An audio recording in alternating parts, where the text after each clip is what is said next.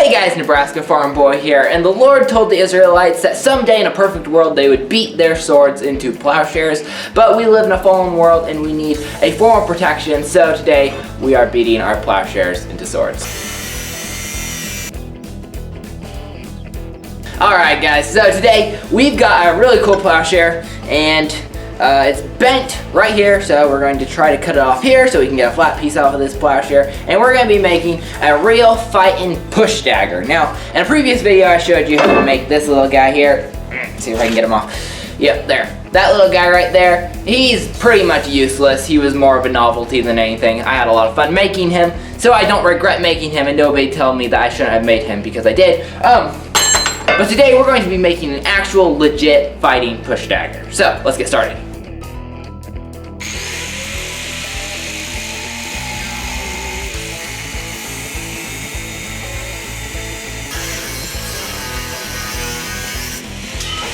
Alright guys, so here's our little piece here, and before I get too far, I have good news for you. I'm a farm boy on a budget, so for all my fellow farm boys, I do pretty much all my cutting, grinding, beveling, everything with this angle grinder. I sharpen up with a work sharp, so I use a pretty minimalistic toolbox. I also use some hand tools and a drill press, maybe a few other power tools, but I try to keep it pretty simple, straightforward, so that you guys could do this too. Not gonna have the fancy belt sanders and the what else do they have? I don't know, all that stuff. So this is hopefully a project that will be pretty easy for all of you guys wanting to get into knife making to do. So we got this here. I'm gonna now cut out my design, and this is only a very rough template. I never actually make a knife that looks like my template. It always looks slightly different. But this is my basic starting point. We're gonna have I don't remember how long the blade was. I think it's a little bit under 3 inches, just because it's a push dagger, you don't want it out too far. Then I don't know yet if I'm going to actually have a hand guard or not. I think I'll put one on, and then if I don't like it, or shall I say when I don't like it, I'll cut it off. But I think I will put a hand guard on to start with. That's a little bit more advanced. If you guys are looking for a simple project, just leave the hand guard off. It will work just fine. As you can see, we're going to have this so that it goes between our first 2 fingers instead of our middle fingers. That's because that is so much better. It's so much easier to fight with. It really translates really well into how you punch. You should be punching on these 2 knuckles, and if you aren't, well, you have a problem. Okay, so this really translates into how you punch if you punch properly. So, let's get started.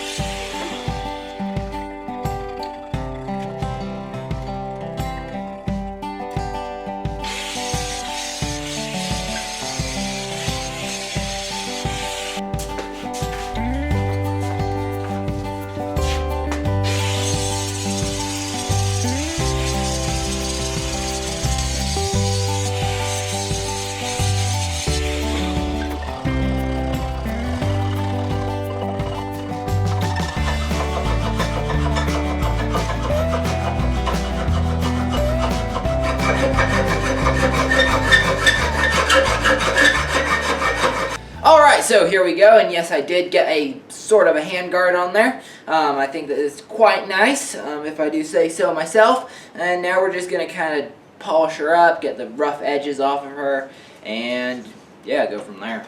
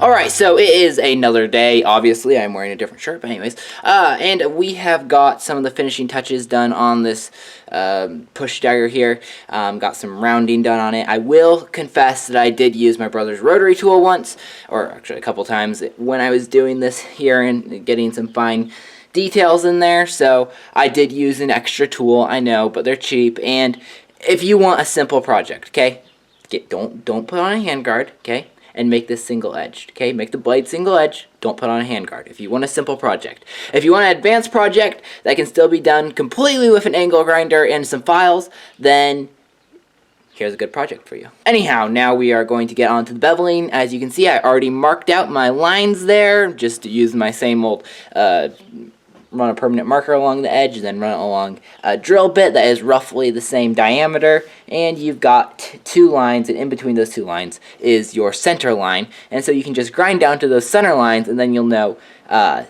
where that is, and then you won't have any warping in your blade or anything, because that would be no good.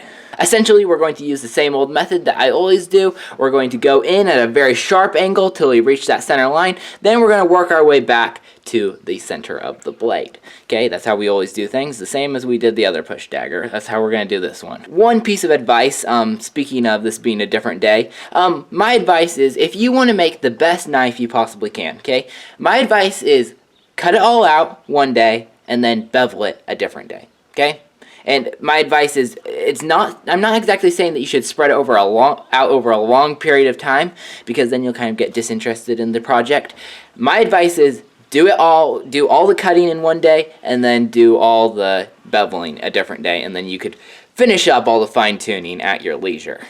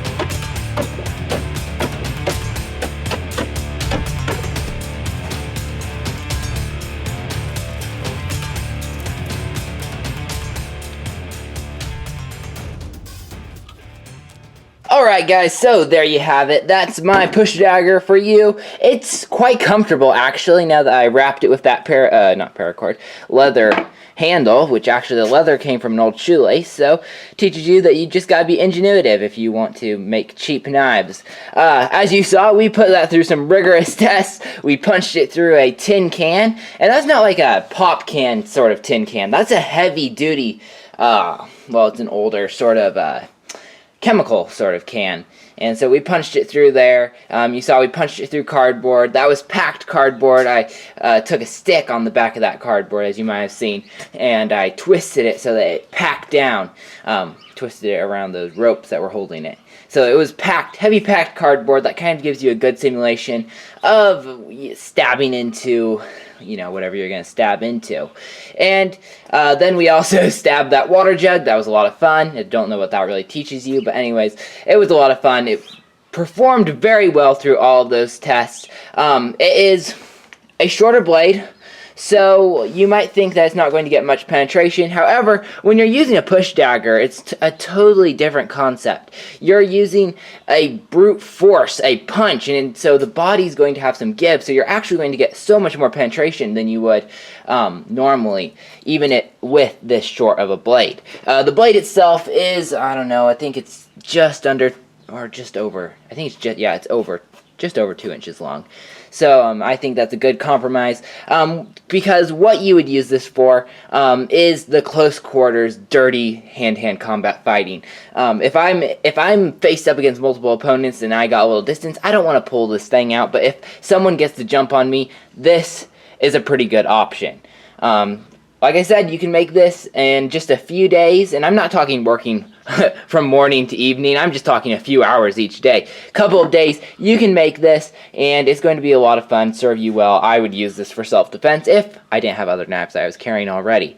So, that's what I've got for you today, and I hope you enjoyed. Without any further ado, this is Nebraska Farm Boy, and we will see you next time. Wait a minute, I wanted to say one more thing. The sheath. I made that out of water pipe. You know, it's what you use for water lines, for cows and stuff. You could do it with PVC pipe as well. I just heated up the whole thing, smashed it down with the vise and a hammer. Then I cut off one of the corners, and I took this corner and curled it up so that it catches on my jeans when I pull it out. So that was a pretty simple sheath, and it fits real well.